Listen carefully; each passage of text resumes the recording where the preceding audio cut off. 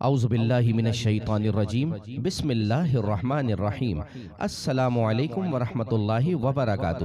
پیارے بچوں، آج کہانی کے پارٹ 11 میں ہم یہودیوں کے کرتوت و جرائم کے بارے میں سنیں گے۔ چلیں کہانی شروع کرتے ہیں۔ سعد نے کہا ان کے کرتوت اور جرائم کی فہرست بھی قرآن نے بیان کی۔ سعدیہ نے پوچھا وہ جرائم کیا تھے؟ سعد نے بتایا ان کے جرائم میں سے ایک جرم یہ تھا کہ وہ ناشکری کیا کرتے تھے، جیسے کہ اللہ تعالیٰ نے ان کے لیے من و سلوہ عطا کیا۔ سعدیہ نے پوچھا یہ من و سلوہ کیا تھا؟ سعد نے بتایا من ایک قدرتی شکر کی طرح کی نعمت تھی اور سلوہ سے مراد بٹیر ہے۔ یہ وادی سینا کا خاص پرندہ ہے۔ یہ رزق ان کو بغیر کسی محنت اور مشقت کے حاصل ہو جاتا تھا۔ کہنے لگے ہمیں تو دال، پیاز، ساگ اور گندم چاہیے۔ تب اللہ تعالیٰ نے فرمایا وَإِذْ قُلْتُمْ يَا مُوسَى لَن نَّصْبِرَ عَلَىٰ طَعَامٍ وَاحِدٍ فَادْعُ لَنَا رَبَّكَ يُخْرِجْ لَنَا مِمَّا تُنبِتُ الْأَرْضُ مِن بَقْلِهَا وَقِثَّائِهَا وَفُومِهَا وَعَدَسِهَا وَبَصَلِهَا قَالَ أَتَسْتَبْدِلُونَ الَّذِي هُوَ أَدْنَىٰ بِالَّذِي هُوَ خَيْرٌ اهْبِطُوا مِصْرًا فَإِنَّ لَكُم مَّا سَأَلْتُمْ۔ ترجمہ: اور جب تم نے کہا اے موسیٰ ہم ایک کھانے پر ہرگز صبر نہیں کر سکتے، لہٰذا آپ اپنے رب سے دعا کیجئے کہ ہمارے لیے وہ چیزیں نکالے جو زمین اگاتی ہے، جیسے ساگ اور ککڑی اور گندم اور مسور کی دال اور پیاز۔ فرمایا کیا تم بہتر چیز کے بدلے میں گھٹیا چیزیں مانگتے ہو؟ ملک مصر یا کسی شہر میں قیام کرو، وہاں تمہیں وہ سب کچھ ملے گا جو تم نے مانگا ہے۔ ان کا دوسرا جرم یہ تھا کہ وہ انبیاء کرام کے قاتل بھی تھے۔ سعد نے بتایا ان کا ایک بڑا جرم یہ بھی تھا کہ یہ انبیاء کرام کو شہید کر دیا کرتے تھے۔ سعدیہ نے حیرت سے پوچھا کیا کہا؟ انبیاء کرام کو شہید کر دیا کرتے تھے؟ مما جانی نے بھی کہا ہاں، یہ اتنے بدبخت لوگ تھے۔ سعدیہ نے کہا لیکن انبیاء کرام تو معصوم ہوتے ہیں۔ ہماری مس بتا رہی تھی کہ انبیاء کرام تو چاہتے ہیں لوگ اللہ کی طرف آ جائیں اور جہنم سے بچ جائیں۔ ان معصوم ہستیوں کو شہید کرنے والے واقعی بہت ظالم و بدبخت ہیں۔ ہاں، قرآن نے اسی لیے فرمایا وَضُرِبَتْ عَلَيْهِمُ الذِّلَّةُ وَالْمَسْكَنَةُ وَبَاءُوا بِغَضَبٍ مِّنَ اللَّهِ ذَلِكَ بِأَنَّهُمْ كَانُوا يَكْفُرُونَ بِآيَاتِ اللَّهِ وَيَقْتُلُونَ النَّبِيِّينَ بِغَيْرِ الْحَقِّ ذَلِكَ بِمَا عَصَوا وَكَانُوا يَعْتَدُونَ۔ ترجمہ: اور ان پر ذلت اور غربت مسلط کر دی گئی اور وہ خدا کے غضب کے مستحق ہو گئے۔ یہ ذلت و غربت اس وجہ سے تھی کہ وہ اللہ کی آیتوں کا انکار کرتے تھے اور انبیاء کو ناحق شہید کرتے تھے۔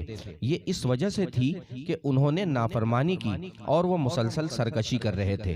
ان کے کرتوتوں اور جرائم کی وجہ سے اللہ تعالیٰ نے ان پر لعنت فرمائی، ان پر ذلت و غربت مسلط کی گئی اور اللہ تعالیٰ کے غضب کے مستحق ٹھہرے۔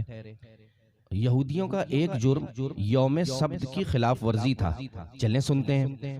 ان کا ایک اور جرم یہ بیان کیا گیا کہ ہفتے کا دن ان کے ہاں عبادت کے لیے مخصوص تھا۔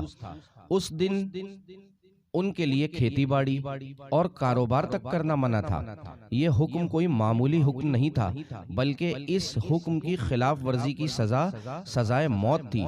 ان کو منع کیا گیا کہ ہفتے کے دن مچھلی کا شکار نہ کریں، لیکن انہوں نے اس کے خلاف کیا اور ایک ہیلا یہ نکال لیا کہ دریا کے کنارے انہوں نے چھوٹے چھوٹے گڑھے بنا لیے۔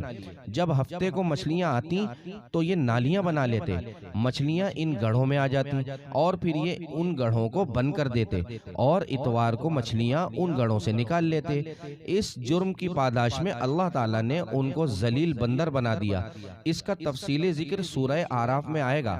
یہاں فرمایا وَلَقَدْ عَلِمْتُمُ الَّذِينَ اعْتَدَوْا مِنْكُمْ فِي السَّبْتِ فَقُلْنَا لَهُمْ كُونُوا قِرَدَةً خَاسِئِينَ۔ ترجمہ: اور بے شک ضرور تمہیں معلوم ہے تم میں کہ وہ جنہوں نے ہفتے میں سرکشی کی، تو ہم نے ان سے فرمایا ہو جاؤ بندر دھتکارے ہوئے۔ مما جانی نے کہا اب ان تمام سیاسی جماعتوں کو جو قانون سازی کرتے ہوئے ہیلے اور بہانے تراشتے ہیں اور اللہ اور رسول صلی اللہ علیہ وآلہ وسلم کی راہ سے جدا چلتے ہیں، ان کے عطا کردہ قانون سے ہٹ کر قانون بناتے ہیں، ان کا انجام کیا ہوگا؟ یہودیوں کا ایک جرم یہ تھا کہ وہ کلام الہی کو بدل دیتے تھے، جانتے بوجھتے بدلتے تھے۔ چلیں سنتے ہیں۔ توریت کی حفاظت کی ذمہ داری علماء یہود پر ہی تھی۔ توریت میں جگہ جگہ اللہ کے نبی صلی اللہ علیہ وآلہ وسلم کا ذکر موجود ہے۔ ان کی کتابیں آپ صلی اللہ علیہ وآلہ وسلم کے کمالات و اوصاف سے بھری ہوئی ہیں۔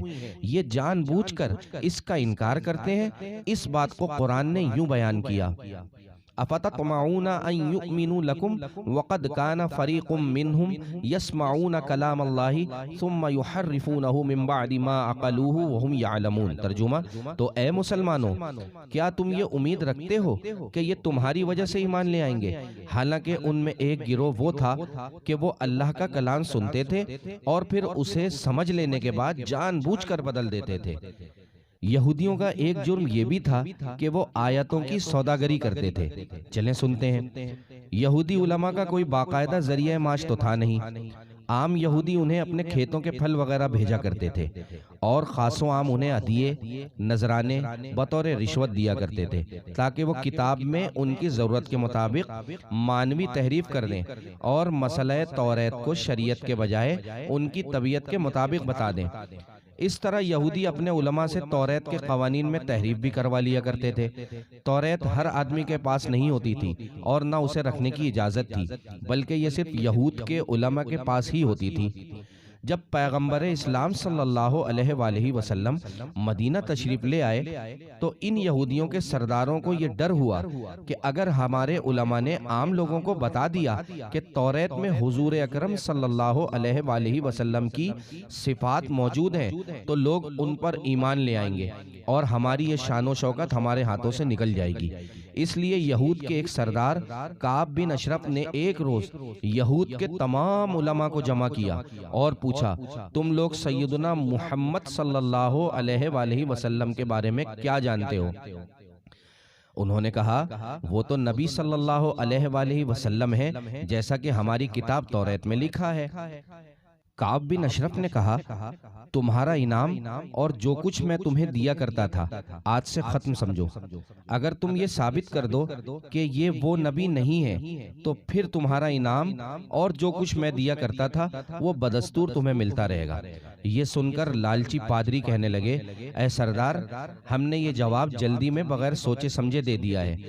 کل ہم تورات کا مطالعہ کر کے آئیں گے اور پھر آپ کو اس کا صحیح جواب دیں گے۔